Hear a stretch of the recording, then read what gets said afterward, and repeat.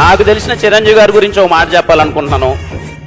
ఇంద్ర సినిమాలో సింహాసనం పైన కూర్చుండే అర్హత పైన ఆ ఇంద్రుంది, కింద ఈ ఇంద్రసేనుంది అన్నప్పుడు దీంతదన ఇంద్ర కదిలేటి పిడుగు ఓ ఇంద్ర అన్నప్పుడు ఆయన చైర్లో కూర్చున్నప్పుడు ఆయన రాజసం.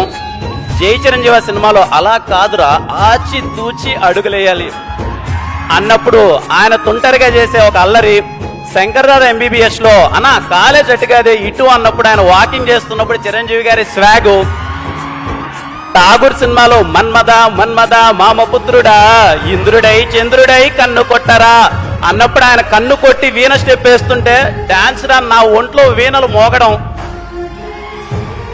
అన్నయ్య సినిమాలో వాన వల్లప్ప వల్లప్ప వల్లప్ప గించే అంటుంటే సౌందర్య గారితో ఆయన రొమాన్స్ చేస్తుంటే, సారీ రొమాన్స్ కాదు అల్లరి చేస్తుంటే, సార్ ఏ మాటగా మాట బాసు, చిలిపితనంలో మీ తర్వాతనే సార్ ఎవరైనా. Thank you so much.